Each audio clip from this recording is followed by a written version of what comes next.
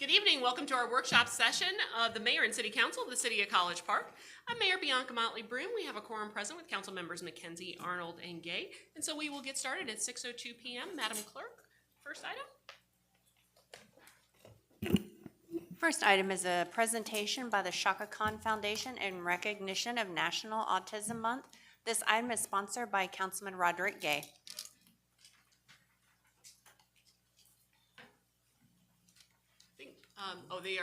They are going through security right now. As I walked in with. Can we just let them know that they're up? If anyone could let them know. Thank you so much.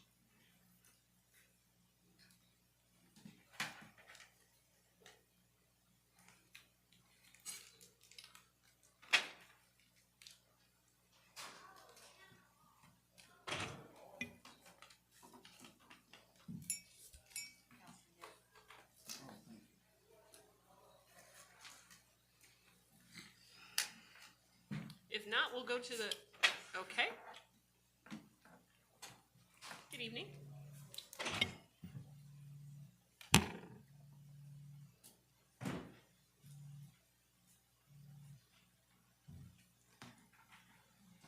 Thank you, Mr. Curry. No.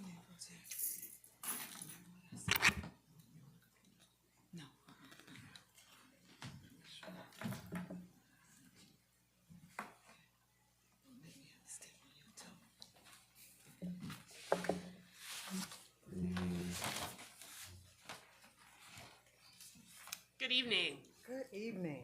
If you would, just introduce yourself for the record and share with us. Absolutely. Thank you. Good afternoon. Good My afternoon. name is Lisa Elsie Watson, and I want to say thank you to City Council, and thank you so very much for having us today. We appreciate being placed on the agenda where we're able to speak about the initiatives of the foundation. Can you make sure you keep your voice up just for the Yep. for the Can camera? you hear me Thank now? Thank Yes, you. ma'am. Thank you. So today's presentation is on our playground communication boards, which I believe everyone has a copy of in their package. I'd like to share with you the mission of the Shaka Khan Foundation, which exists to uplift overlooked communities through advocacy, education, wellness, bridging local healing journeys with global movements for peace, equity, and empowerment. Our vision is to ensure that in this world, every voice is heard, every mind is valued, every community has the resources to heal and thrive, both locally, and globally.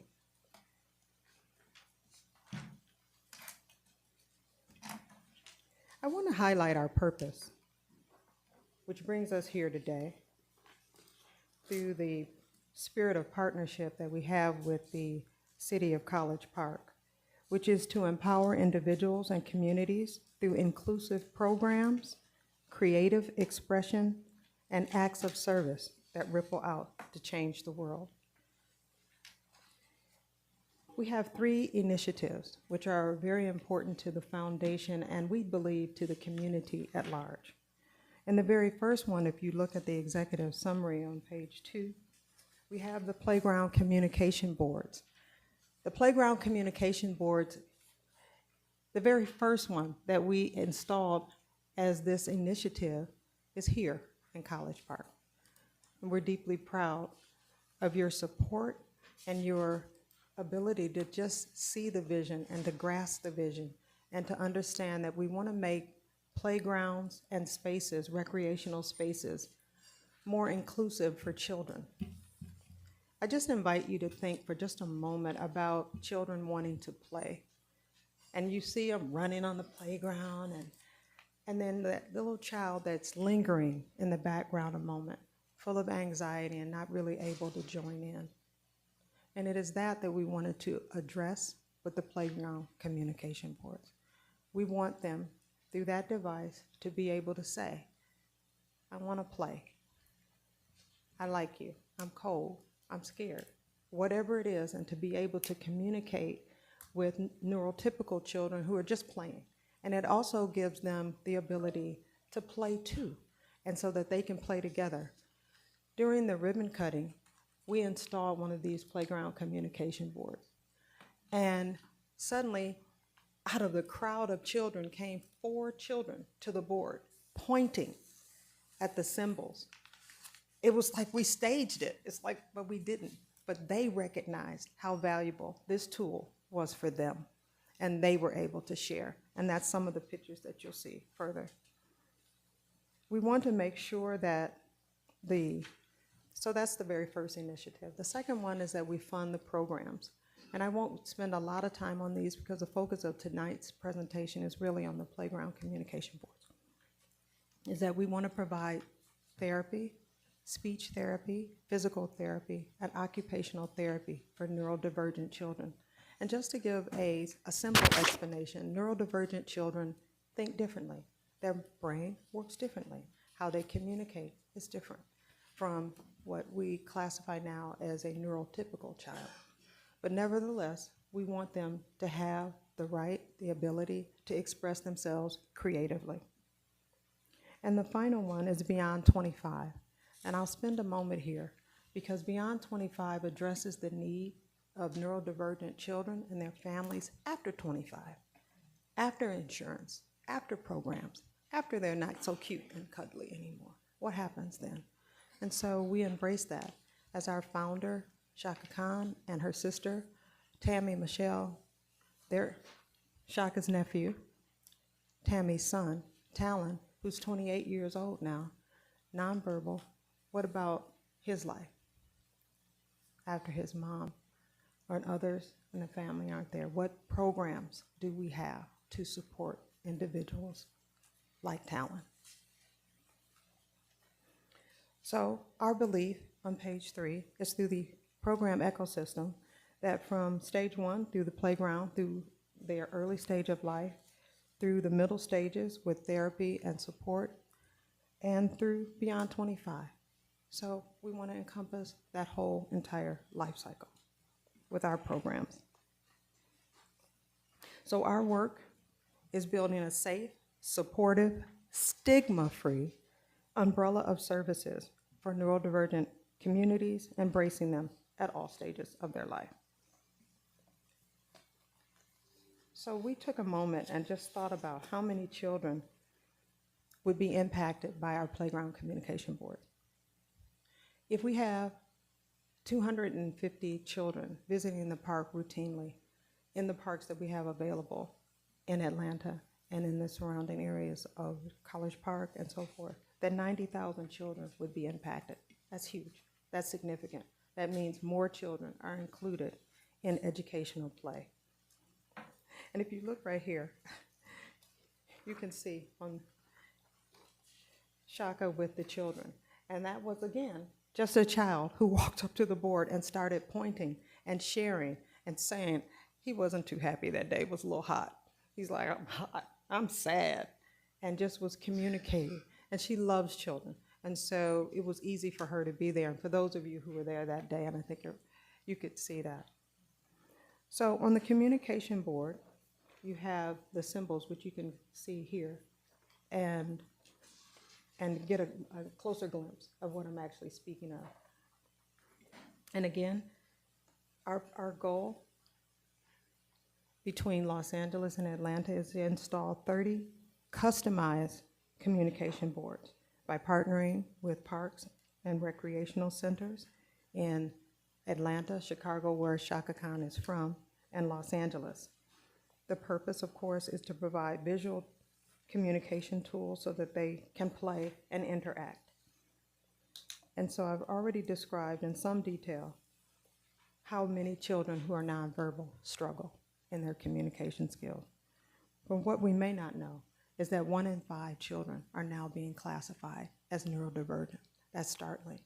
It doesn't mean that there weren't any before, but what it does mean is that through better diagnostics, we're able to now see.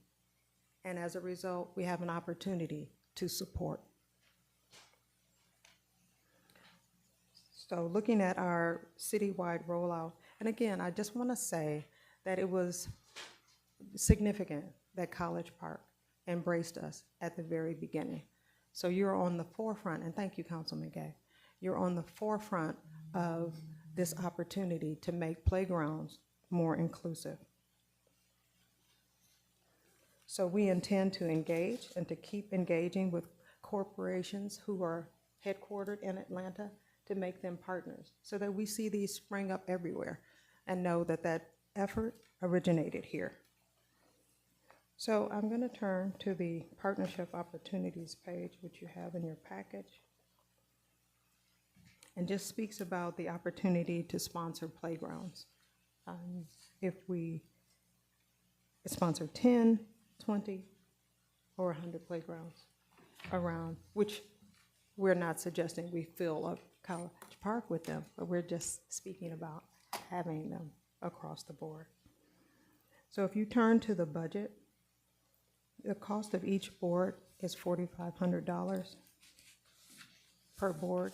Each board is customized with the business or the city's logo on it, as well as the Shaka Khan Foundation. And these are premium boards, and they ship rapidly. So I would like to just say thank you very much for allowing us to make the presentation.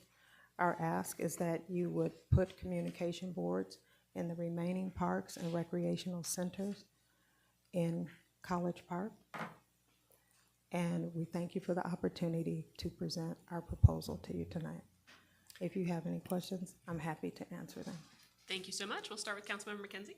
Well, first of all, I want to thank you for coming out. I was there that day You were. at Phillips Park, and I was like, oh, I need this in Ward 1. And so I'm so happy that you all have come back to us as a city. I'm all the way in. I have no questions. I'm just grateful. Thank you so much. Thank you. Councilmember Carn. All right, thank you for coming out. Great program, great presentation. I appreciate it, no questions. Councilmember Arnold. Thank you for the presentation. I believe we were all there that day, and we were all amazed at this board, this communication board, and so I'm very supportive of it as well. Thank you. Thank you. And like my colleagues, I too support it, obviously, but I also want to give a special thank you out to y'all for your time and this endeavor, and in particular to Ms. Khan for coming out to our community. We were honored to have her. And thank you, Councilman Gay. Thank you. Well, I guess we are rowing all in sync, and I want to thank Ms. Lovelace for her advocacy as well and her support of this initiative. She is a College Park resident and has been super enthusiastic and a great ambassador for the Shaka Khan Foundation in College Park, and I just appreciate you choosing us to have this partnership. This is an unbudgeted item, so do we know where the funds are going to come from? We'll find it. Thank you. Thank you. All right. Thank you so much, Thank everyone. you. Thank you Appreciate it. for the All opportunity. righty. Madam Clerk? Second agenda item, presentation from United Action for the Advancement of Humanity on Wattle City, Ward by Ward Citywide Initiative presented by Dr. Chisulo, United Action for Advancement of Humanity, Inc. This item is sponsored by Councilwoman Dr. Jamel McKenzie. Good evening, Good evening. Mayor, Good evening. Mayor Pro Tem, Evening. council members. I'm so stimulated, excited, and I'm praying to communicate clearly this great possibility that we have started on here in College Park. So let me begin by saying our purpose today is to present this comprehensive psychosocial approach of United Action for the Advancement of Humanities programming, which takes us to achieving our organizational mission and our Model City initiative.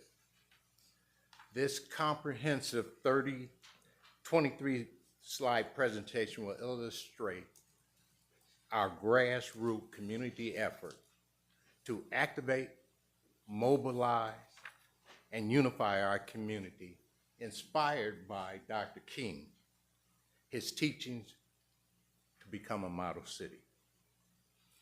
And finally, in this presentation, we will request your continued support for our initiative. Next slide, please. What I want to point out in this slide is that United Action for the Advancement of Humanity program and services are vehicles to promote and transmit and share the scientific remedy to empower females, to enlighten males, and to foster racial unity throughout the city.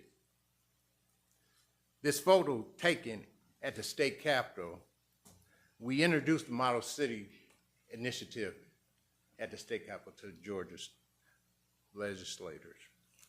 Dr. Nkosi, the founder, the developer of this new science human culture, is in the middle. And right behind him, I'm standing there. This is our, next slide, please. This is our virtual administrative team for UFAH. These are the individuals that take care of all the heavy lifting, the planning, the providing what is needed to keep this organization on track to accomplish this mission. Next slide.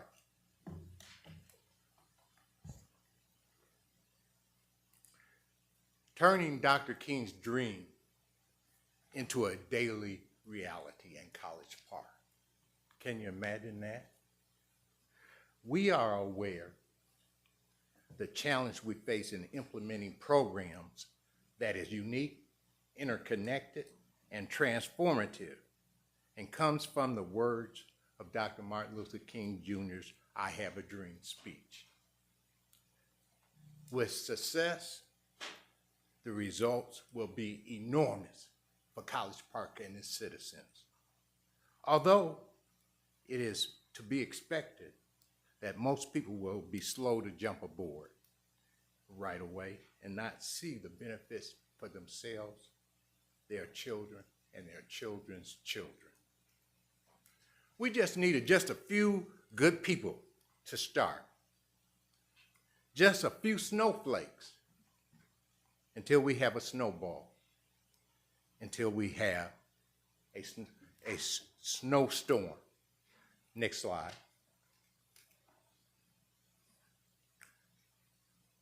What the Model City Initiative could mean to the people of College Park: an enormous return on their investment.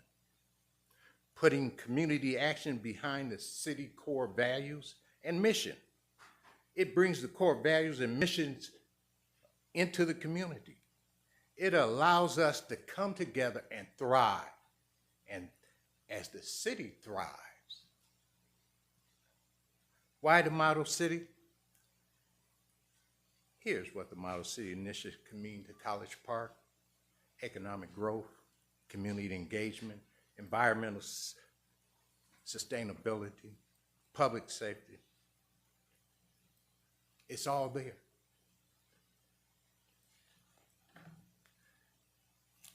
Rise up, College Park. Rise up, Mayor and Council. Let us rise up together. Did you know the pledge is a motivational tool? It will build and strengthen our connection with each other. It will stimulate thoughts and behavior change.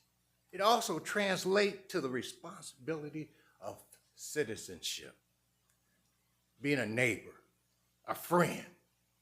Let us rise together by the application of the Model City Community Pledge.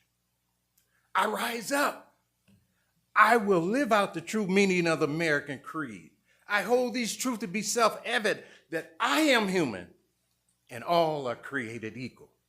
I hold that human beings are the most extraordinary species on earth.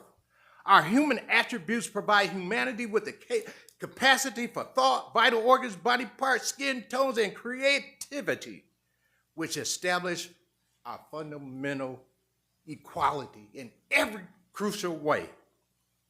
I actively practice these abilities daily, using the essential characteristics of my birth to enhance our future and those I love. Together we rise up for freedom, empowered by our collective humanity to strive towards justice, compassion, equality, human unity to reign supreme. Rise up, College Park.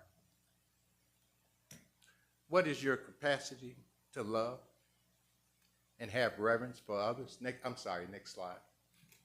Next slide. Thank you. Okay. What is your capacity to love others and have reverence for others? Do we ever talk about this? Why is it important? Shouldn't we have unconditional support for our well-being, our growth and development as a human being? Shouldn't we love ourselves at 100%? How do we do that? Who talked to us about that? Why should we do that?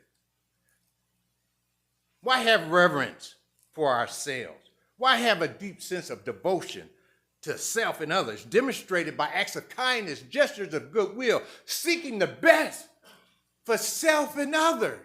Why? Should we talk about that in our community? Can we talk about that in a community? Join us. Join us in a love and reverence movement started in Ward 1. Next slide, please. Next slide.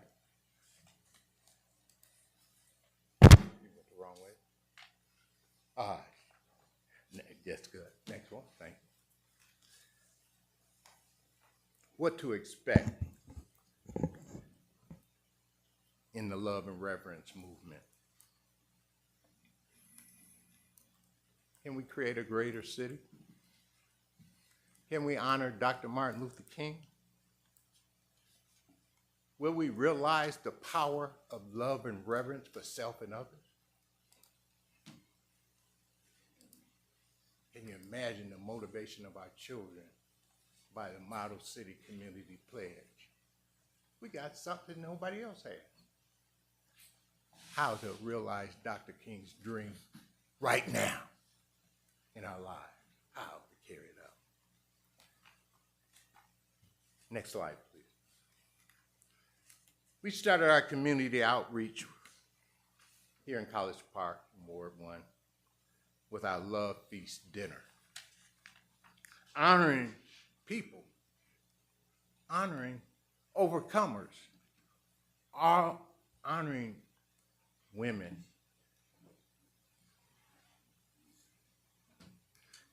We planted the seed of the Model City Initiative. That was our first step. Next slide. The next step was our Love Feast workshop to give more detail, to give people time to ask questions about why the Love Feast, why reverence, why a model city. We introduced love and reverence movement, what that meant, love and reverence, new terms, new ways of making it a reality in our lives. And in our association, in our fellowship, why not love everybody? Why not have reverence for everybody? We got the capacity. We're human. Build a community support. Yeah, that's what we're doing. That's what we've been doing.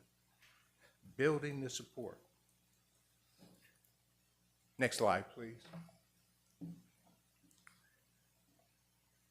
After support, we realized we needed a team. A team. We started building the team, seeking committed individuals who desired to continue to want to know more and participate and take action and represent the Model City Initiative. We started building a team. We planted the seed. Okay, so now we're building a team. What is this team going to do? At our 6th meeting, we agreed and united to become the Love and Reverence Model City Ambassadors. Now we have a template on how to do this, a structure, a foundation. It's built. We built it. The template can be duplicated. But what we need to do is to take the next step. And the next step is taking the Model City Initiative and Love and Reverence movement throughout the city. Next slide, please.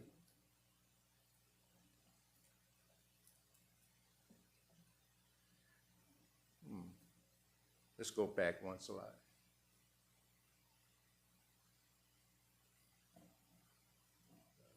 Okay.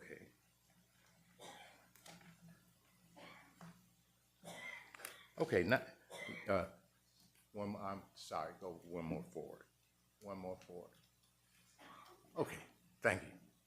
Not only do United Action for the Advancement of Humanity design and implement events and programs that's laced with the psychosocial science of human culture that allows us to accomplish our mission, United Action's mission. But we also participate and support other city events throughout the year, ensuring community involvement. These are some of our community events, photos. Next slide, please. Now you might ask yourself, what did 6 events build in Ward 1? What did it do? Awareness and action. The foundation is set. Before this 6 events, most residents had never heard of the Model City Initiative, Love and Reverence movement, and now we have a community pledge. There was no framework, no volunteer team, no organization or organized effort to bring Dr. King's Have a Dream vision into our daily neighborhood and life.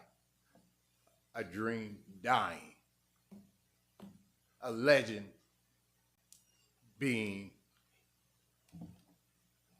All this has changed in College Park. Starting with Nothing UFH in partnership with One Ward 1. Purple Sheep Consulting, DG Dowles, and other supporters, we built a foundation and infrastructure on how to unite and activate people in our community to participate and take responsibility for improving the city together. That's what we built. Next slide. List of all our accomplishments. They were many. Next slide, please. Bring the Model City Initiative to your ward. The big picture. When all 4 wards have completed the implementation phase, when every ward in College Park has an ambassador team member, and the Love and Reverence core values are acted on, sharing the Model City Pledge in our homes, our neighborhoods, our schools, churches, and business, College Park will earn something no other city in Georgia has. The right to stand before the nation and say, we did it. We did it. Supported the work in each ward, we will become the first model city to take action on Dr. King's I Have a Dream speech, to continue the legacy of Dr. Martin Luther King Jr. and Coretta Scott King, while accomplishing the core values of our mission and our city government. Win, win, win. Next slide, please.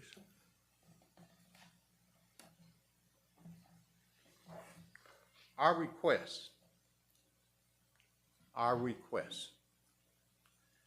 Now we have activated what was built. We established the ambassador team, as the grassroots movement. They have the pledge. The team has been assembled. Ward 1. What has not yet happened is the implementation, the structure, the goal-driven phase where ambassadors move from commitment to measurable community action. We are requesting from Ward 1 up to $21,583 for our next 12-month programs in Ward 1. Next slide, please. Our second request is expanding into each ward, 2, 3, 4. We will replicate and improve on what worked. The same 6 events start up. Create an ambassador team in each ward. Deploy them throughout College Park. Total cost to each ward, $21,582 for 2026. Total for 3 wards, $64,746. This would not include the venue. However, it would include the food. Next slide, please.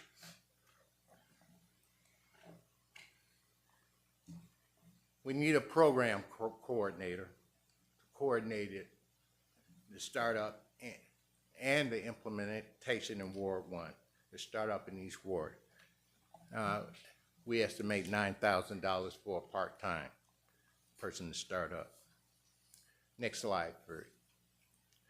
Therefore, we are requesting funding for a part-time coordinator to support both wards, all wards, at a total request of $95,328. That is our ask. The city that did it. The city that did it. What has been built so far is thank you. What has been built so far is the results of trust. The trust placed in UAFAH by the city of College Park and his elected leadership. Because that support, we were able to introduce the Model City Initiative, bring residents together, to develop a working framework. That is what you have made possible. Mayor Bianca Motley Broom, Mayor Pro Tem Joe Karn, Council Member Tracy Arnold, Councilman Roderick Gay, Council Member Dr. Jamel McKenzie. Together, you have helped establish the foundation we can see together. So we're asking you to take the next step by continuing to fund United Action for the Advancement of Humanity in this upcoming budget. The city that did it. The city that did it. Thank you. Any questions? Thank you, sir. Councilmember McKenzie? Dr. Chisulo, thank you so much for coming and presenting tonight. You know that I'm definitely an advocate. Actually, before I was ever in office, you were preaching the Model City Initiative to me. It was something that you had been working with different elected officials to you had a vision for the city of College Park. And I can say that I agreed with that vision because when I moved to College Park back in 10 years ago, I thought it was the best city in the whole wide world. It was truly, I could feel the love. I was embraced immediately by the community. I mean, I went to a meeting and people were grabbing me and Next thing I knew it, I was on the Women's Club board, I was on the HCP&A board. It was just going to dinner with folks every Thursday night. It was community. And I loved that. And I felt like that was, 10 years ago, we were on our way to being that model city. But 2.5 years ago, this city experienced something that I never thought would happen. It was called an election. And that was probably the most nastiest election that we've ever had since I've been in the city. And for the last 2.5 years, it has been turbulent in this city.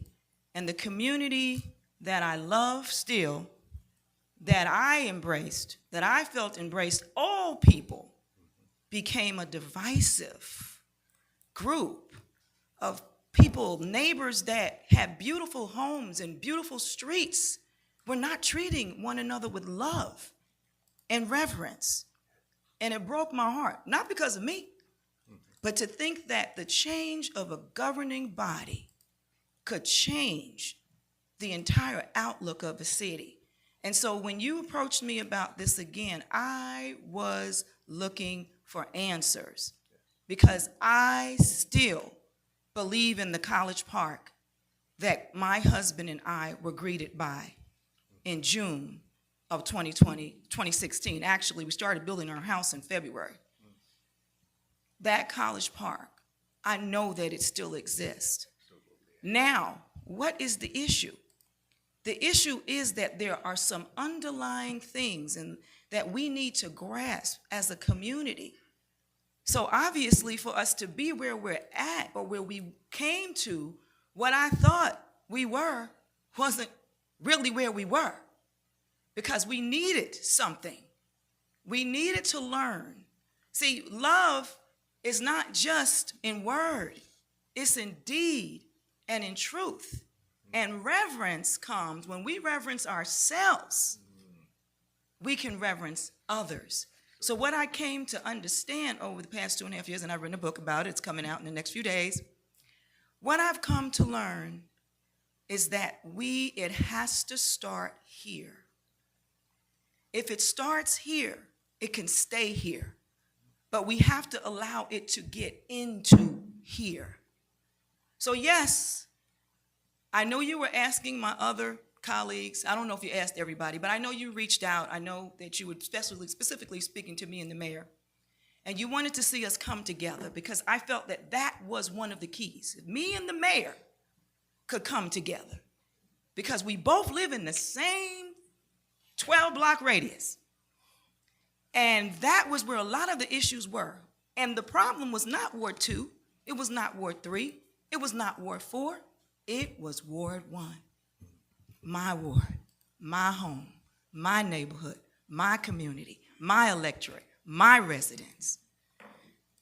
And so when nobody else took the bait, I said, Doc, if you can heal us, if you can sew up the wounds and your team, let's do it.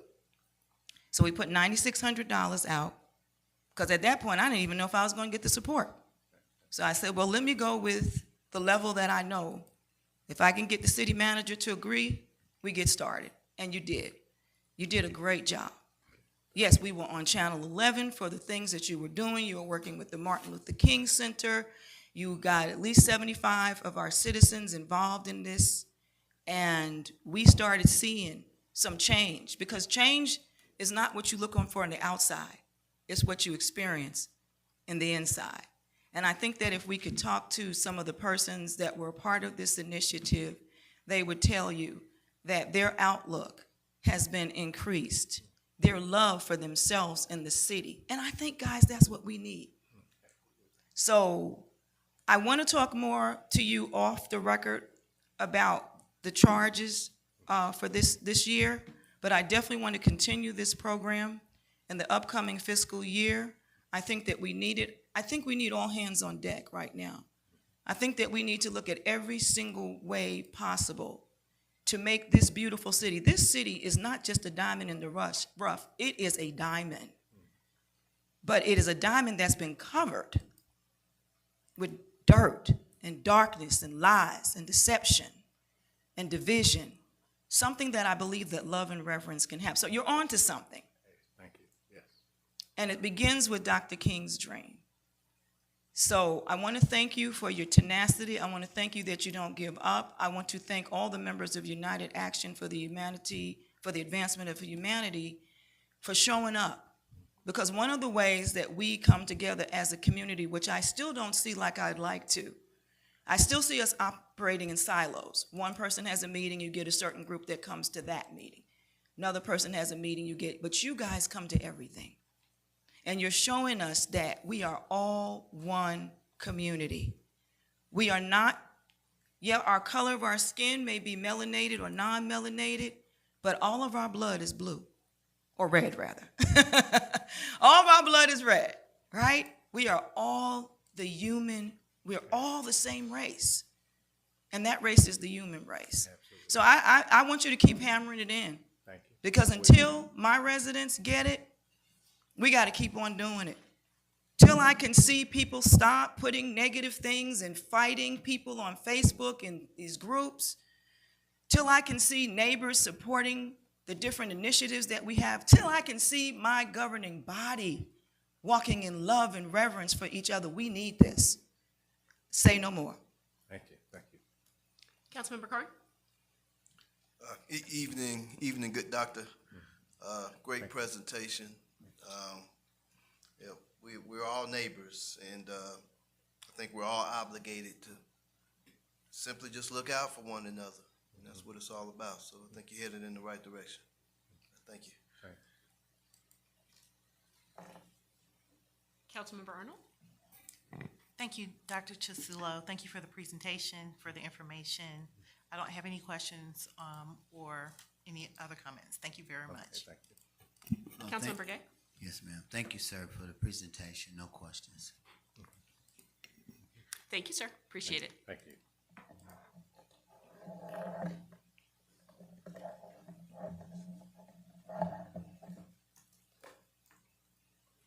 Next agenda item, presentation from Destination College Park presented by Karen Jeremy, founder and president of Destination College Park. This item is sponsored by Councilwoman Dr. Jamel McKenzie.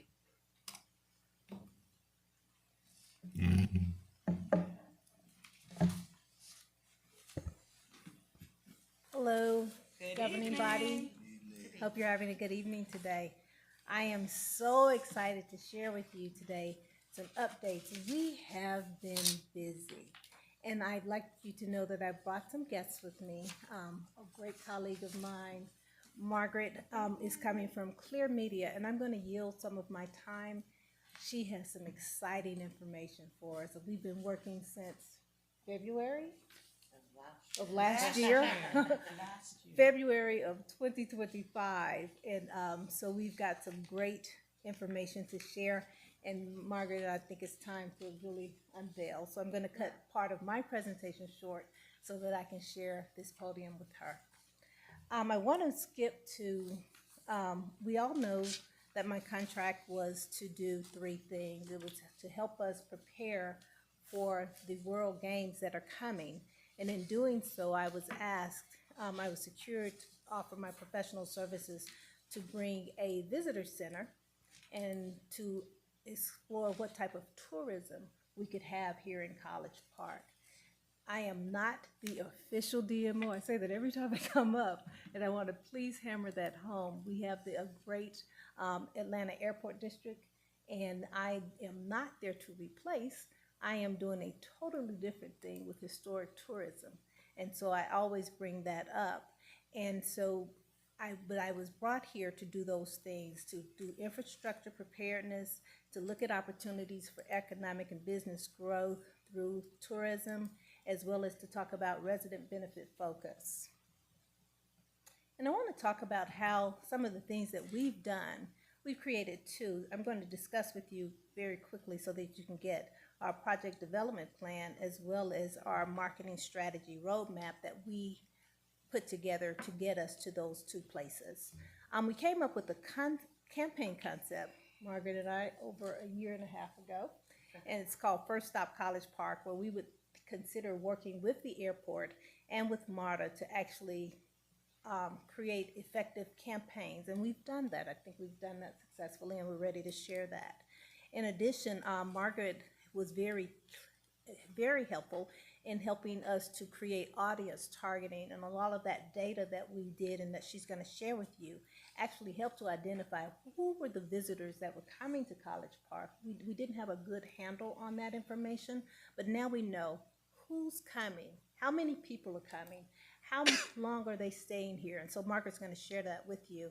And we did a really, really deep dive, I think, into finding out that information to help create an effective marketing campaign.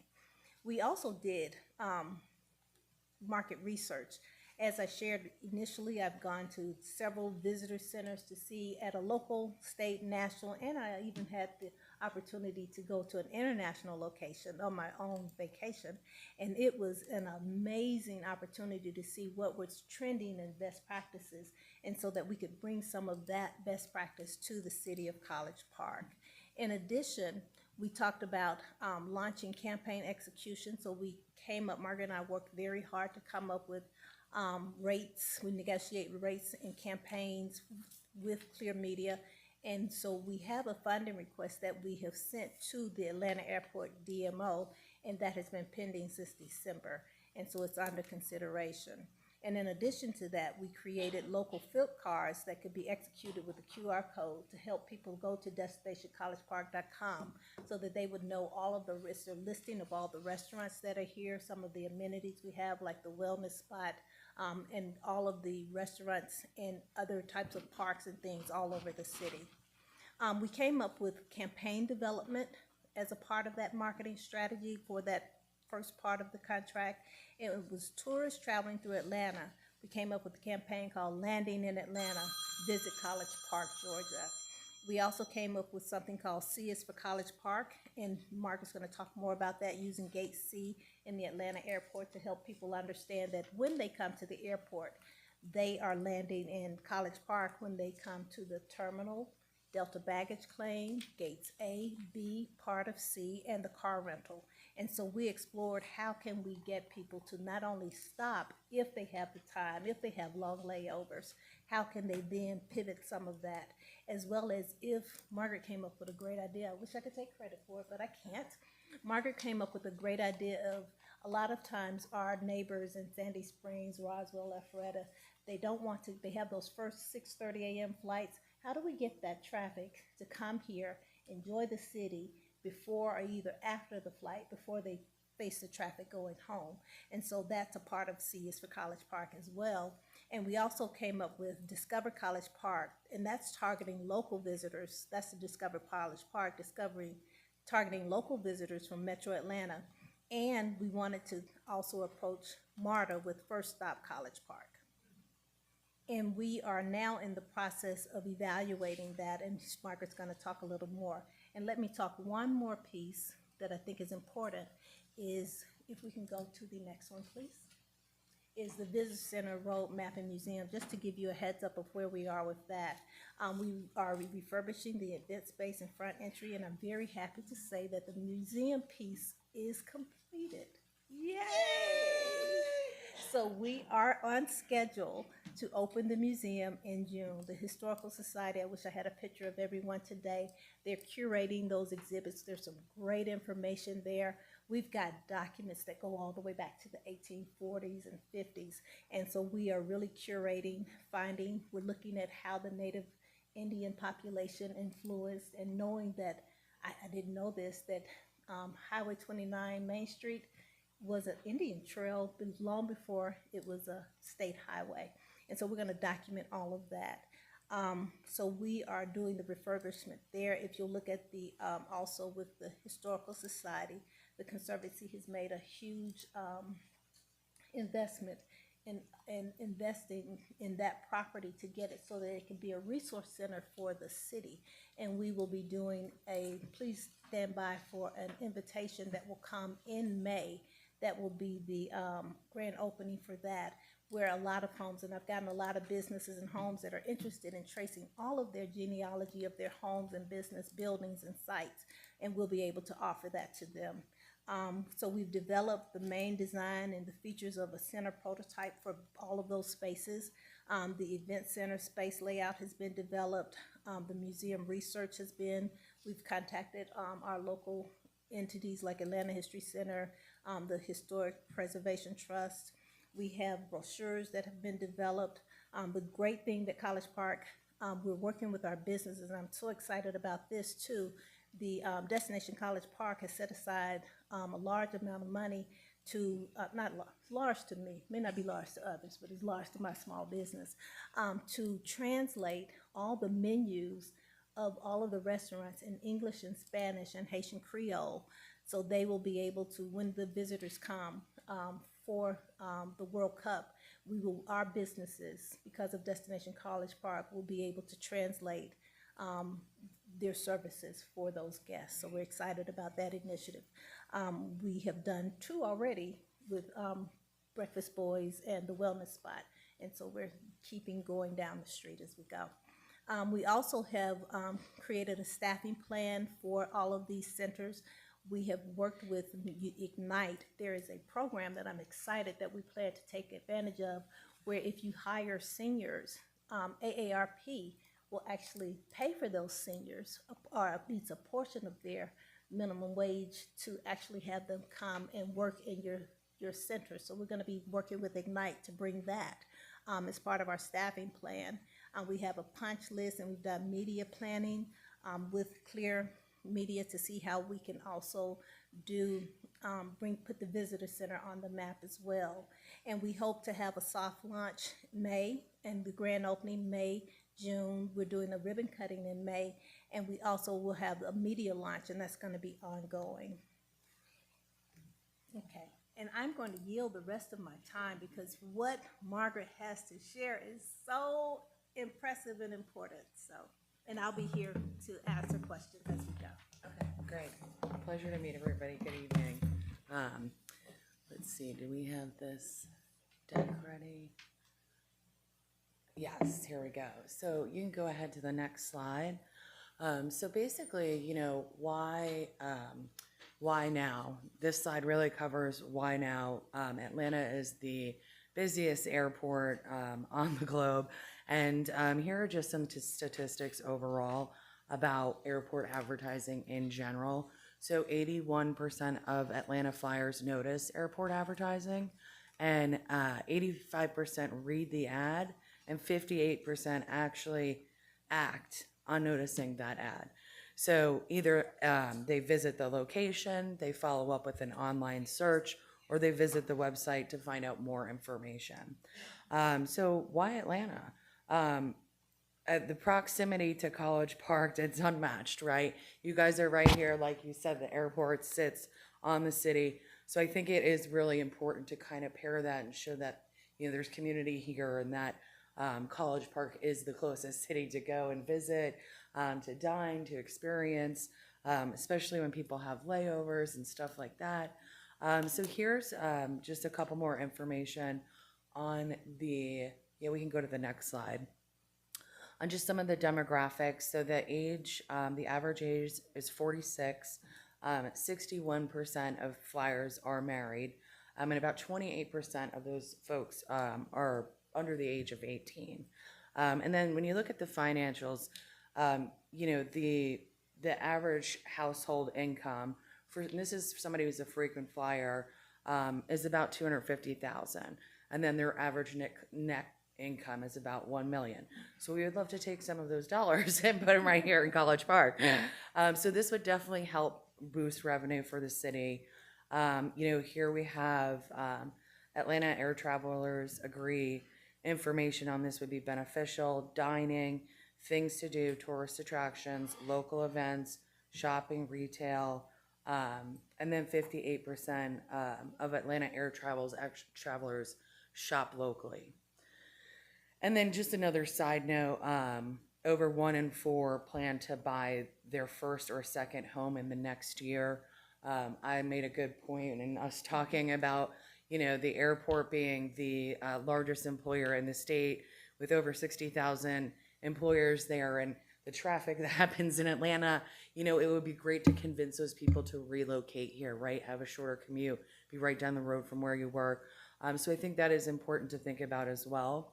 And we can go to, yep, the next slide. And this is really where it all started, was the, you know, FIFA's coming to town. It's less than 55 days away. There's going to be over $1 million, you know, impacting the economy of Atlanta. There's projected to be over 300,000 visitors coming. And then here, 40% of Atlanta's job creation historically driven by indirect investment expected to grow post-World Cup. So we're seeing, you know, just some of the statistics here as well for the summer traffic. So in June, we're expecting over 9.7 million passengers. In July, over 10 million. And in August, over 9 million.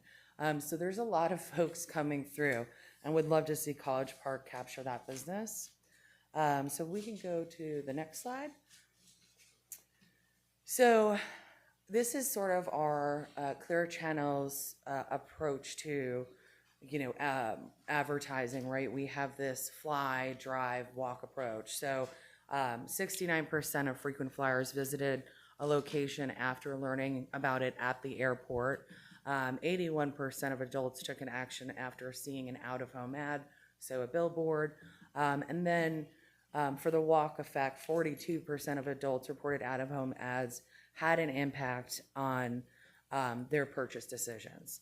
So I do think that these numbers are important to see and to show when you look at how many people come through and what percentage we can gain from that, and, you know, how to really embrace College Park and promote it as a place to stop and visit, or even potentially move here. So this will go over in the next slide. We have this tool called Radar Connect. So any ad that you do with us, you can add this in addition. And so what this does, it extends your campaign reach. So it goes beyond the airport. We're able to geofence the airport or geofence an arena, you know, even a conference center or a hotel that might be having an event. And so we can retarget those folks on their mobile, their laptops, their desktops, whatever it may be. And cell phones, right, exactly. So it basically brings an offline touch point online, helping brands drive traffic to their sites. Active client touch points, detailed weekly, monthly reporting is provided via a performance dashboard that keeps clients engaged throughout the campaign. And then Clear Channel fully manages this service for you. So you would have added account support. This really kind of gives you the data that you want, that, you know, a lot of people need to prove out of home and its value there. And then here is just on the next slide, a great visual for me. And it's showing you how you can geofence certain areas. So like a dining district or a hotel or the airport, even restaurants, right? So the strategy and timeline for event retargeting, you know, the initial campaign is to geofence, you know, 2 weeks before the event, to get people interested, right? Hey, this is right around the corner. And then when the event begins, reach the event attendees, activate the geofence around the conference center and capture attendees that way. And then post-event, continue to engage attendees captured in the event epicenter and reinforce your message and remain top of mind with a valuable audience. So I think, especially with a lot of the people going to the Georgia International Congress Center, I think, you know, you want to go grab a coffee, maybe you don't want to eat there in the morning, you can come right down to College Park and take lunch, dinner, whatever it is here that you want to do. Also, or even visit a museum that's opening. We have just this great performance and sort of like a case study on the next slide regarding Georgia State University and how they did a sponsorship there, and their objective was to boost brand awareness for Georgia State among the millions of people who travel there. So they were able to, with the QR code, they were able to do over 12,000 scans, and they were just under 6,000 new subscribers, and that equated to 47% new subscribers opting in for them. So QR codes is another way that can be very impactful on ads and how to track that. And then here are some examples of, other local cities that have been doing airport advertising. So if we go to the next slide, I'll show you the Douglas County ad. So they wanted to promote Douglas County, but they wanted to get visitors to come there.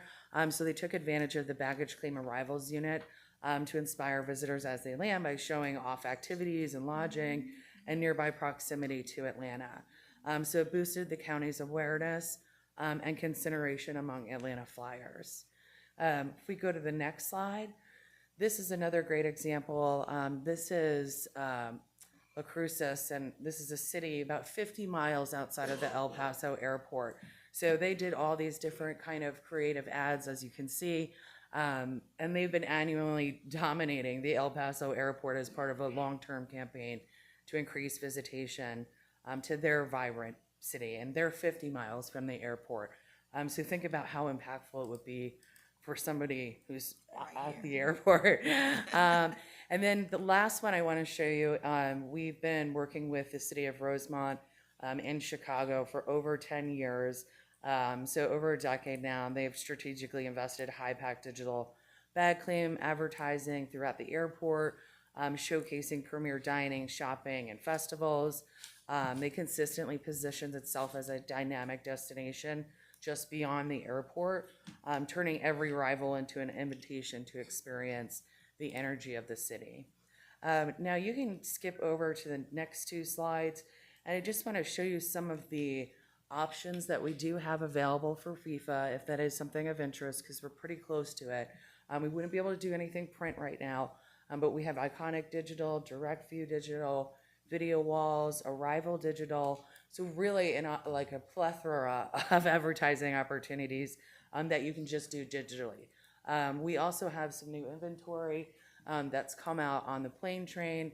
The Sky Train. So now we have these interior window wraps, which I think would be perfect for College Park because you're going to the rental car area, you're going over to the GICC.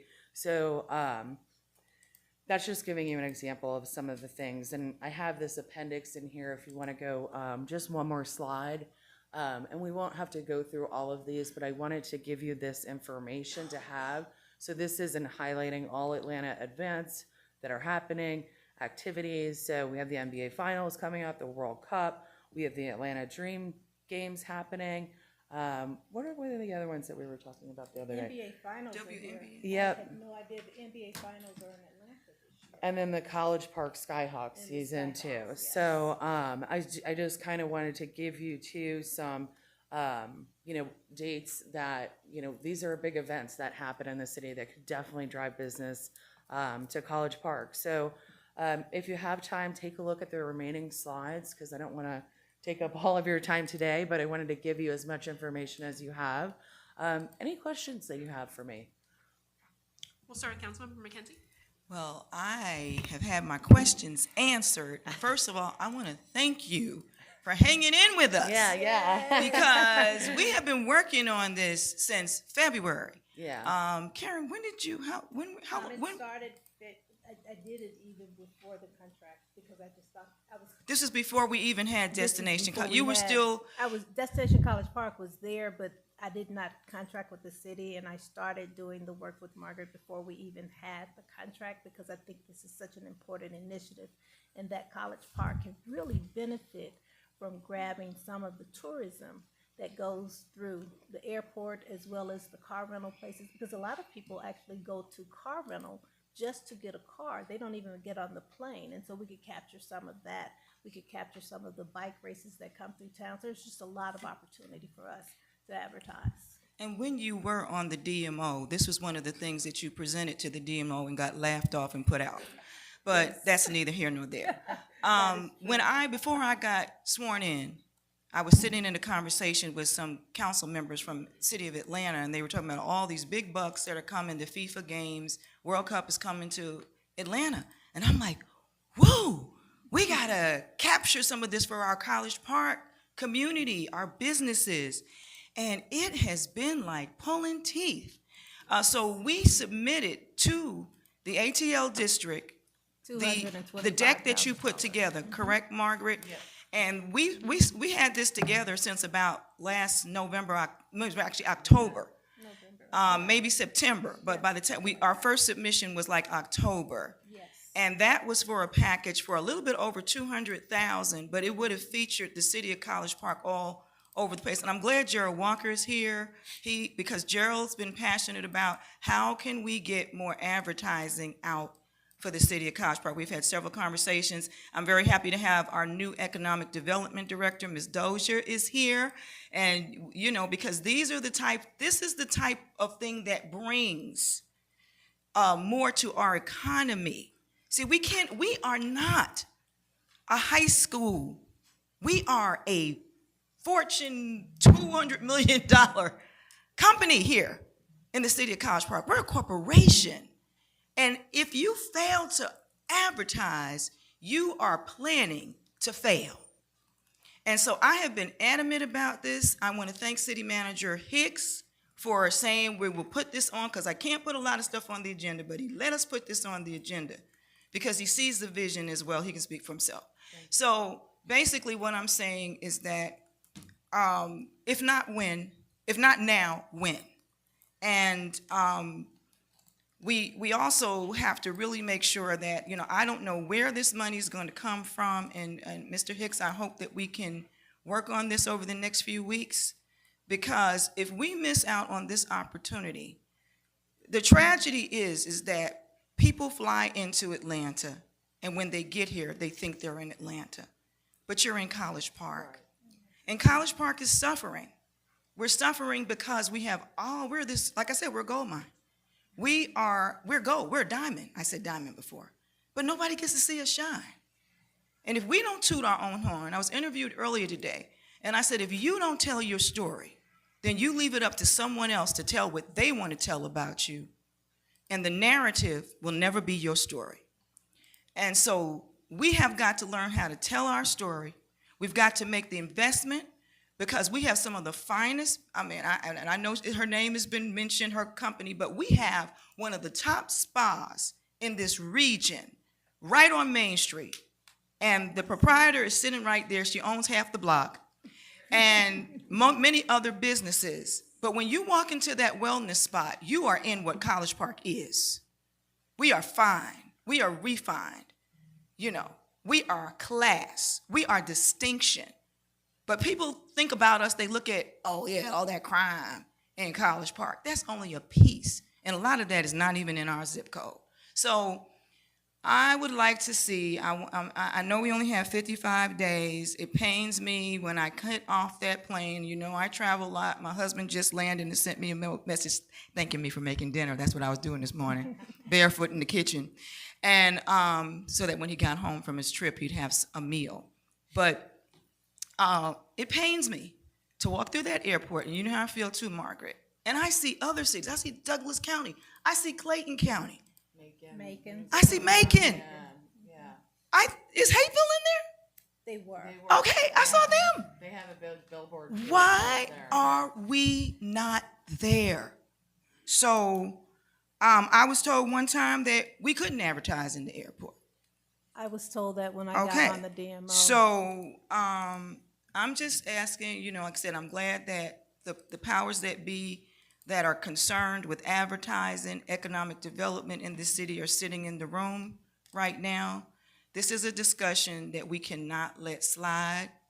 And I would like to find a way in the next 10 days or so, Mr. Hicks, I assume we can, to be able to utilize some funding from somewhere to make sure that City of College Park is acknowledged, not just for the World Cup, but for the world-class businesses that we already have. People come from all over. They fly in to go to some of our restaurants on Main Street.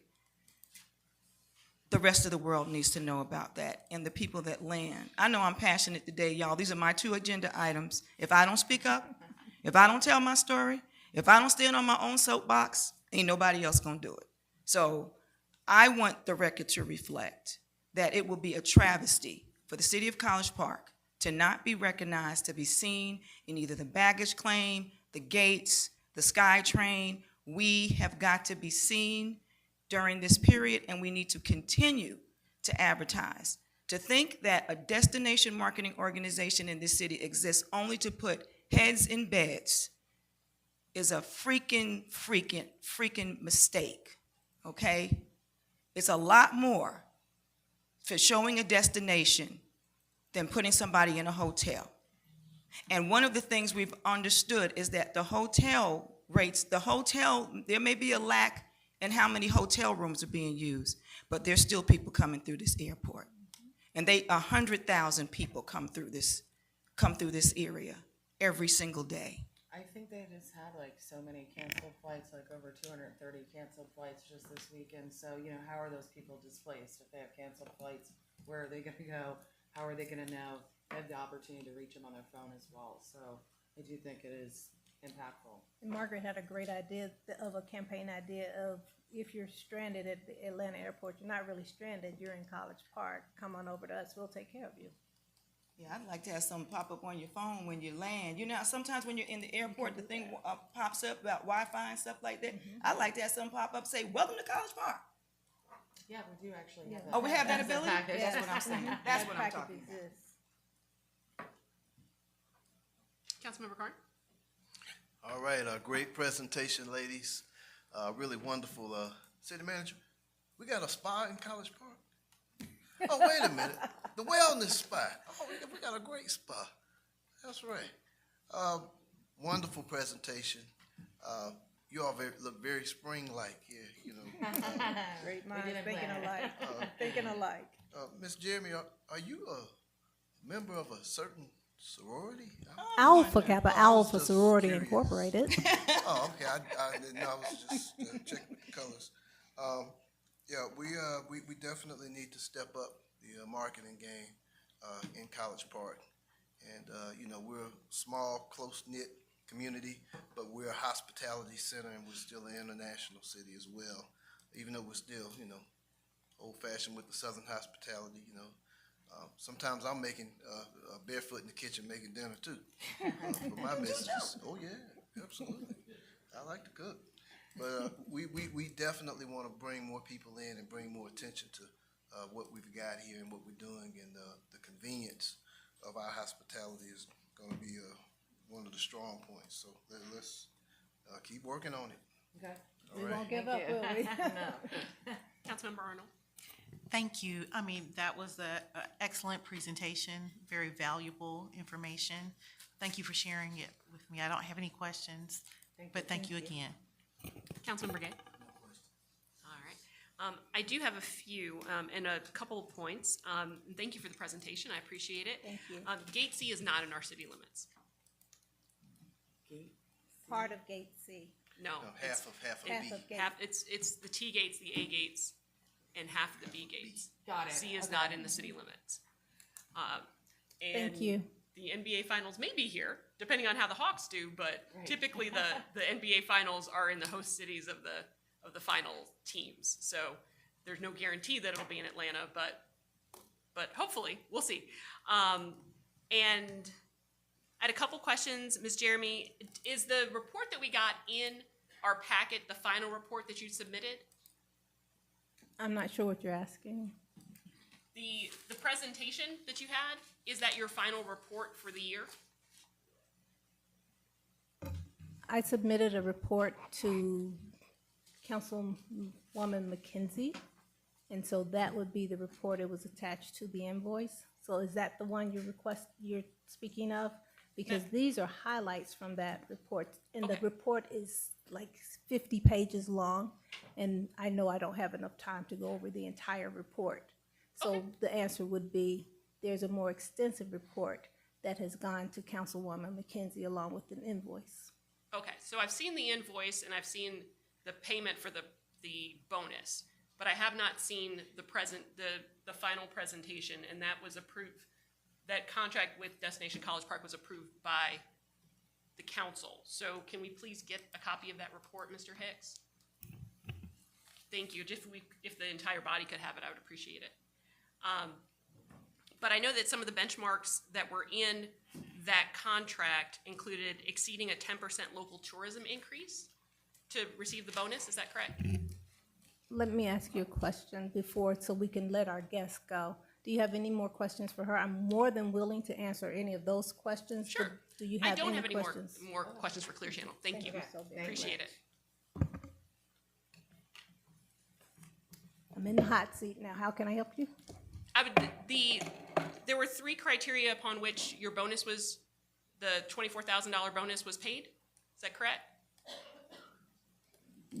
That's a legal question, so I think you should refer that to the legal counsel. As I was told what to do based on the contract that I got, and I was contracted through Ward 1. I did as I was instructed based on the response to Ward 1 as defined by council. And so I really am trying to understand what you're asking me. You're asking, so say that again, because I am not sure what you are asking me. Sure, absolutely. If it was paid, that means that I met what was paid. They would never have paid me. That would be illegal, and I don't think you're suggesting that we're doing anything illegal, are you? Ms. Jeremy, I'm trying to understand how you exceeded the benchmarks to receive the bonus. Could you refer to the people who made the determination that I did? Because you're asking me to evaluate myself based on a contract that was written by the city and approved by Dr. Jamel McKenzie. So based on my understanding, I did. And if there's a question about the evaluation, I probably am not the person you should probably be asking. What was your understanding? Oh, I just gave it to you. What was your understanding for reaching the benchmarks that allowed you to receive the $24,000 bonus? Am I Point of not? order. Yeah, am I not Point of clear? order. You don't have to say anything, Ms. Jeremy. Okay. I'm saying a point of order. Councilmember Mayor, McKenzie? are we trying to handle this as though it is a courtroom? Are you being a prosecutor at this moment? Because I think Ms. Jeremy has been very clear, and I'm sitting right here. Ms. Jeremy's been very clear that the determination of any bonus would be paid as per the person that contracted her, involving the city manager, the law firm. So if you have any more questions, I'm asking that you not badger the presenter, who happens to not only be a business owner, but a resident of your ward, and I'm asking that you would refrain, that the chair at this time would refrain from badgering Ms. Jeremy. Thank you, council member. My question is, how much there were 3 criteria in the contract regarding the bonuses. Exceeding 10% of local tourism, exceeding the initial target visitor center engagement by 10%, and that all deliverables were met and final reports submitted 30 days before the end of the fiscal year. That's in the contract. I understand what you're asking me, but nothing, I don't know why my answer is not sufficient. And I will again refer you to Dr. Jamel McKenzie, legal counsel, and the city manager, because they made the evaluation based on my performance and based on what I did and the outcomes that were presented to you. And I'm still trying to understand the point of this. Now, here's what I do know. Mr. Hicks, before he was city manager, explained to me that we track traffic every day and that there is a counter that exists. I, for one, know that if there are no people on a Saturday and I bring 10 people, I've increased it by 100%. And you know that. So, and you are aware that we track the foot traffic of College Park on a daily basis. So I don't think that this is being asked of me in good faith. And here's why I don't think that. When I come here, let me ask you a question, please. May I? No, ma'am. Okay. I'm trying to understand. May I help you by asking a question to help clarify? Hold on one second. Hold on one second. Can I? Who has the data? Who has the data that our local tourism has improved by over 10% in the last year? That is not what my contract says, and I know that says that that was to bring events to the city. Now, you are being semantically questionable here. My job, which I fulfilled, was to bring events to the city, and I've done that. Not on one, not on two, but 3 occasions. And my question to you, if you ever permit me to ask this question, is why was this question not asked of the Atlanta Airport DMO, who has the contract to increase tourism for the city of College Park by more than just 10%? But you tend to want to position me continuously as the DMO for for College Park, and I am not. My contract, when I did an event for a watch party in February, I met the objective of my contract. It was not a continuous 10%, and both you and I know that, but there's a semantical game going on here, and I don't understand it, and it seems to always go on when I come before you. I have been working very diligently, and the question is not what did I do when I gave you $300,000 worth of value for an $80,000 contract. I could be asking as a resident, and I will, what you did with the $400,000 for a capital campaign to improve the city. You've not spent a dime. Okay, so we're back on the performance bonus. We are back on, No, Ms. you have Jeremy, not Ms. spent Jeremy, one Ms. Jeremy. dime of Ms. $400,000 No, Ms. that was Jeremy. given to Ms. you Jeremy. through the community enhancement grant, that you haven't done anything to improve College Park. So in me, Ms. Jeremy, with you're out of order. $40,000, Ms. okay, Jeremy, I understand. me with what- $40,000 Ms. have spent Jeremy, more than you. Ms. Jeremy, you're out of order. The question is about the bonus you received. And contract as a says- resident, my question is, what Ms. have Jeremy, you done this for is the city not of the College opportunity Park? for you to ask that question. Because you deem it so? Yes, ma'am, and I'm the Okay. chair. And so the performance bonus, The chair is not to deem what should 10%. and should not. I'm I too understand that quite you're trying to deflect effective in right now, Ms. understanding Jeremy. Robert's Rules of Order, and the chair is not Ms. one Jeremy. of dictatorship Ms. and Jeremy. authority. Ms. Jeremy, the performance bonus for 10% for $8,000 says exceed 10% local tourism increase. How was that accomplished? Jingle mingle. Okay? Ms. The Jeremy, mingle. the performance Point of bonus. order again. Councilmember, I'm in the middle of questioning. you're out of order. She is so Okay, out of the order. chair is out of order. Councilmember McKenzie. I would the like, perform- in fact, I know Councilmember, this is, Councilmember, we have a Councilmember, quorum. Councilmember, We have I'm a going to quorum so ask that my I can make a questions. motion. I'd like to make a motion to override the chair at this time and end this discussion until the chair can learn how to respect Ms. Jeremy. The chair is continuously disrespectful to Ms. Jeremy, and I shouldn't even be calling her Miss Jerry. She's Dr. Jeremy. This woman is a renowned individual who does not deserve to be treated like this. And the mayor may feel like it's okay to belittle one of her residents. But Ms. Jeremy is not just a vendor or a contractor from another place. She is a resident of Ward 1, and I represent her. And I will not in good conscience sit here and allow anyone to disrespect a person who's going beyond the call of duty. She received her organization, not her, and I also have a problem with it going out to the public that Karen Jeremy has received 340-something thousand, when indeed we are discussing 2 separate organizations, 2 nonprofit organizations, not Ms. Jeremy. Ms. Jeremy is not even the contractor. She works with the organization that has been contracted by the city of College Park.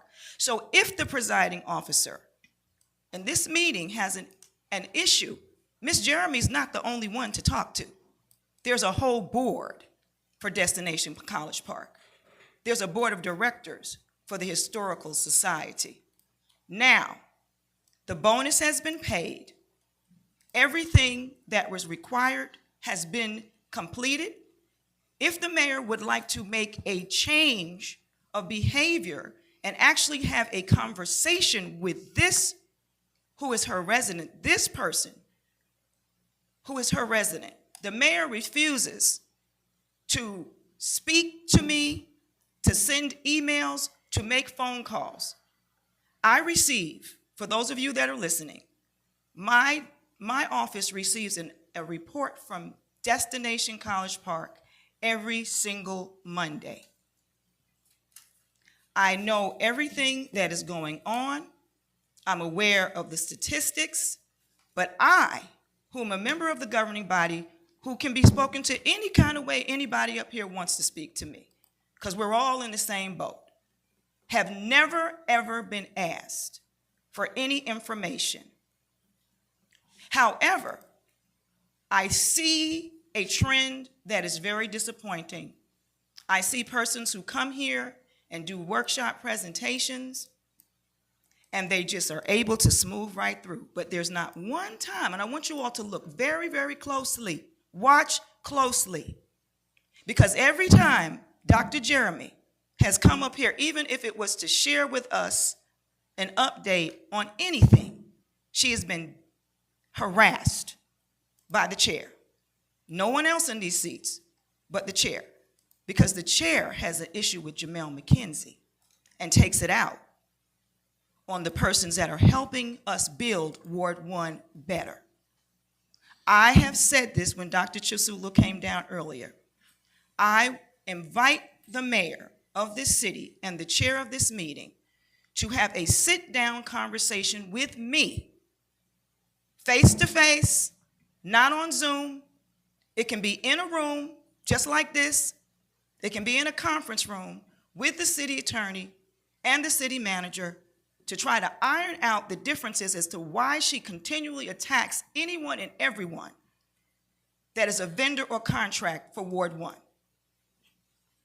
So I'm challenging the chair at this moment to a meeting, but until that happens, I am not going to sit here, and I will never sit here and allow any person who has rolled up their sleeves, gives of their time. This woman has been in the Historical Society building since 10 o'clock this morning, went home to change clothes, and is back here at City Hall to make sure that our city looks beautiful.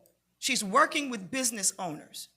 She's had multiple events that have brought hundreds of people into this city that would never have stepped foot in College Park without her event.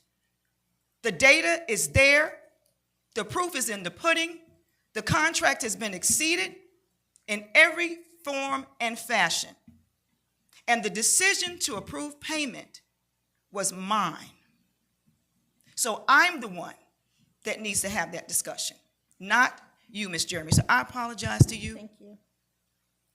Because we knew this was going to happen today. Absolutely. But you still showed up anyway. You And knew you will were going to be continue questioned to like show this. up You knew they every were going to time. be on Facebook. Because I am not Typing- afraid. You knew the Ladies, computer bandits. Wait, let me Excuse finish. Let me, Councilmember, I still Councilmember, have the floor. No, You is there a knew second? Is that there a people were second going her to be motion? talking Councilmember, against you Councilmember, about you. Councilmember, I've given you wide All latitude. right? Councilmember, And this I've is given you all wide because you're latitude. being Is there a disrespected by second the to point of head order? of this Second. meeting, the Okay. chair of this All right. meeting. When the chair begins to Councilmember respect McKenzie, you, her Councilmember- citizens will respect you. But Councilmember- until the chair shows respect to you, Councilmember, you're out of order.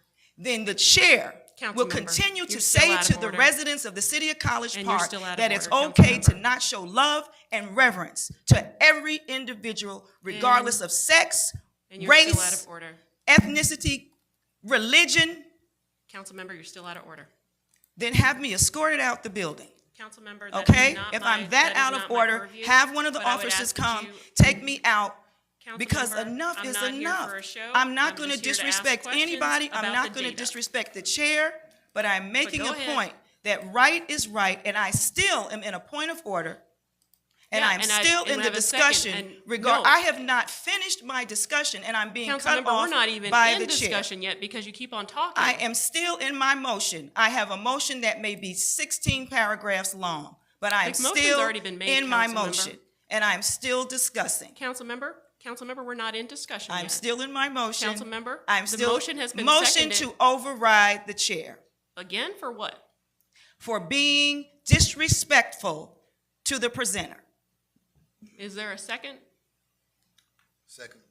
Okay, discussion? All right. So, as I was saying, that every single individual that comes down here should be given respect. There was one time that I was not the best, and I had to apologize for that, because I realized what it takes for a person, first of all, to come down here and to explain what they'd like to do for the city or to give a report on what they have done. And Dr. Jeremy, if you were to express all the work that you have done, we would be here till midnight tonight and beyond. I want to thank you for continuing to show up, to continuing to be soft-spoken as you are, when you know you have had all types of attack on your person. You have been misrepresented, you have been lied on, you have been slandered in this city because the people believe what one person is saying about you. And that is not fair. And then we come into these meetings and that individual continues to show disrespect. You are not only a member of this community, a member of my ward, but you are a woman, and you are a black woman. And I remember my colleague Arnold saying there is a hot place in hell for any woman that refuses to support other women. I believe that you deserve respect, especially from the female members of this governing body, because we all know how difficult it is for us as women to be able to rise to these points where we are right now. It is not easy. And I'm not just saying black women, I'm talking about all women. And so I salute any woman that can do what you have done and continue to show up, even though you are continuously disrespected.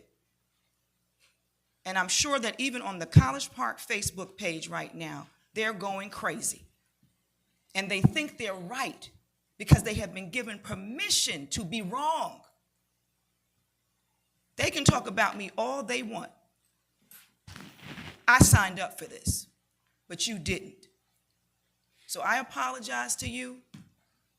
And whether this motion goes forward, I've already spoke my piece, but I think I've made it clear.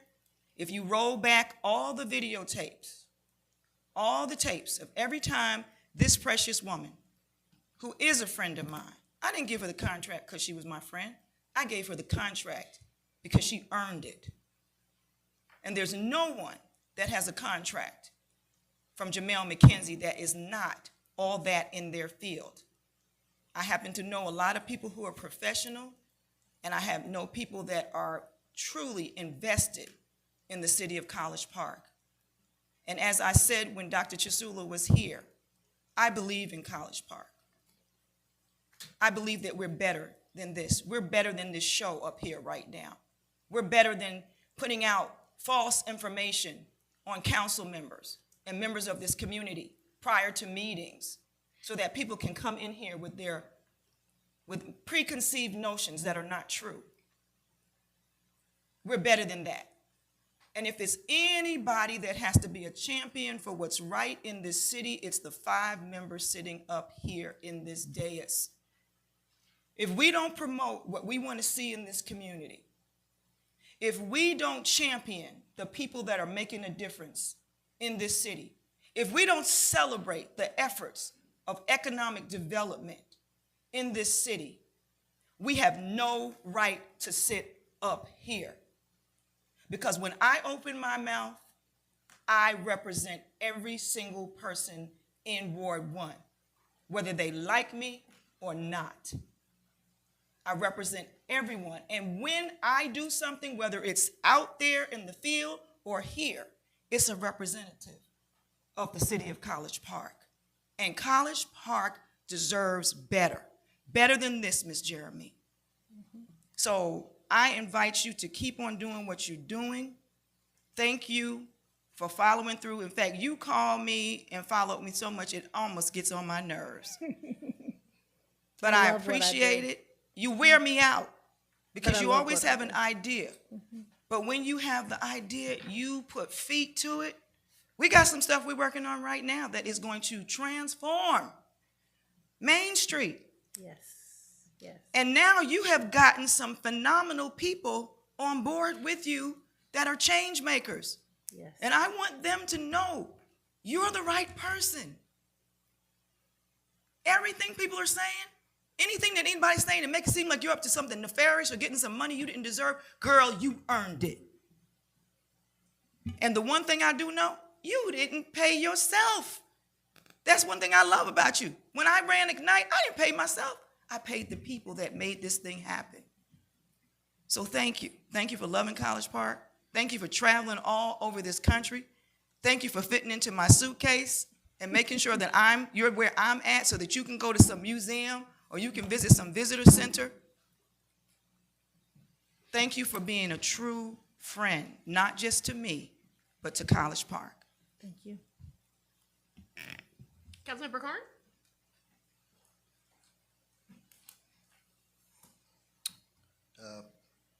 Thank you, Ms. Jeremy. We appreciate what you do for us in the city. Thank you. I just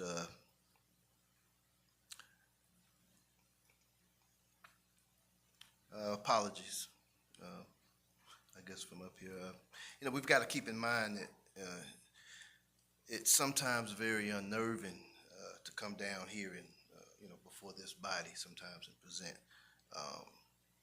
We always want to treat our community partners, and particularly our residents, with some hospitality. But if there are more questions, I would suggest city manager, perhaps maybe you arrange a meeting with the mayor and Councilwoman McKenzie and sit down and have a proper discussion about it.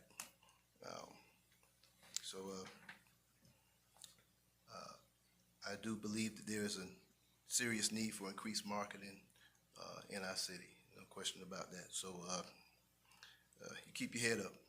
It's going to work out. Thank you. Any further discussion? Move it to a vote. All those in favor? Aye. What are we voting on? That I'm out of order and disrespecting. I think we cleared that up. No, there's call for a vote. All those in favor? We've already finished. There's no need for a vote. There's a motion and a second on the floor. All those in favor? I said aye. And Councilmember Carn said aye. All those opposed? Any abstentions? Councilmember Arnold, what is your vote? I'm abstaining from this. This is absolute nonsense. It's disrespectful to the citizens. It's disrespectful to our community partners. I'm not participating in a vote that makes no sense. This nonsense has got to stop. It's hurting our constituents. Mayor, why don't we just move on so- and finish? take care of Councilmember, business? there's a motion, there's a second. So, I'm I not voting withdraw on the this. motion. not- I withdraw the motion. all right. thank you. Councilmember Thank has you very withdrawn the much. motion. All right. I'd like the report to answer where we are getting the data that Destination College Park has exceeded their benchmarks. What do we have to do as a body to get that? Mayor, Councilmember Arnold? I believe that Councilman Carn has already said, and we have already asked the city manager to provide the data to all elected officials. Let's please move on. All right, so Thank Mr. you. Hicks, you will be in charge of that. Thank you, sir. All right. Thank you, Ms. Jeremy. Thank you, Karen. Thank you. I'm not going anywhere. You'll see me again. Item 4, presentation amendment to paid time off bereavement leave policy presented by Krista Gilbert, Director of Human Resources.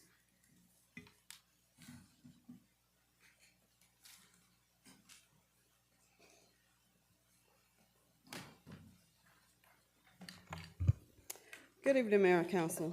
Good Good evening. evening. I'm here to seek your approval for amendment to the paid time off policy, section 5.3, subsection F, bereavement leave. The purpose of the amendment is intended to better support employees during times of loss while maintaining operational efficiency, recognizing the importance of allowing employees time to grieve and manage personal responsibilities. We also would like to show support, and compassion, and make this culture a supportive workplace. The key changes to the policy is to adjust the number of bereavement leave days from 3 to 5 consecutive working days. And for those classified, well, that's for those who are classified as immediate family members of paid leave. 1 working day for non-immediate family members. The leave must be used within 10 calendar days of the death or when the employee is notified. If extended leave is needed, it can be granted with the approval from the city manager, and the employee will need to use the accrued time for the extended, past the 5 days. Attending an employee's, if in the event there's a death in the city with the employees, if an employee is attending that service, we would like to grant the 4 hours leave, paid time off. Anything after 4 hours, the employee must take accrued leave. If this is approved tonight, the updated policy will be communicated to all employees, and any changes that were made. And that is all. Do you have any questions? Thank you, Ms. Gilbert. Councilmember McKenzie? Nothing. Councilmember Carn? Thank you, Ms. Gilbert, for bringing this up.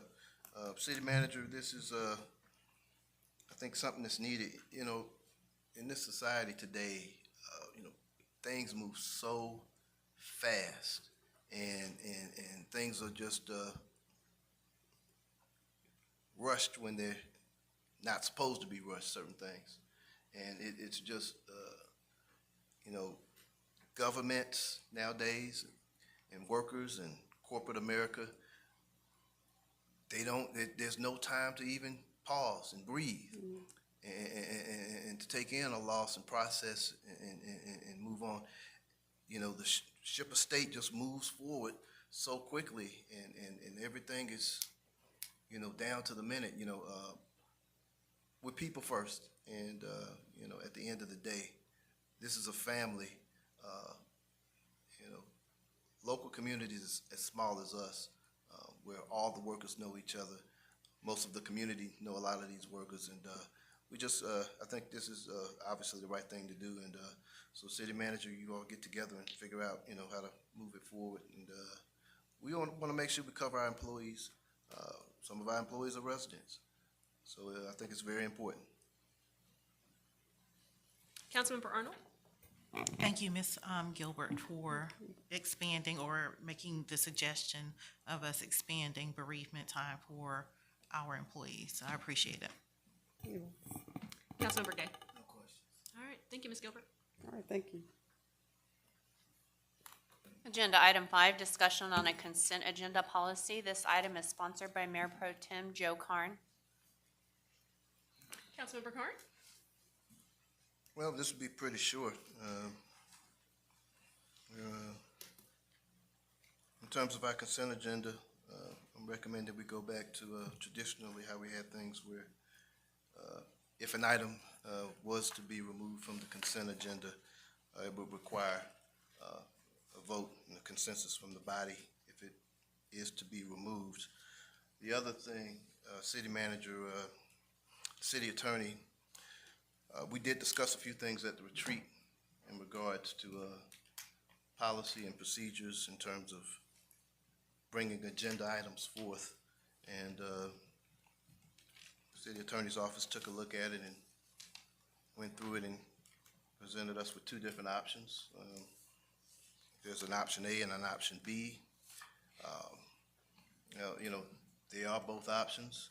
I think that only one of the options fit our form of government, actually. So this is going to be option B. Is this on the regular agenda too, or is this? Nope. It's not. Well, we can add it. If there's no objection, when we come up to the regular session for additions, I guess. Take a look at it then. Everybody okay with that?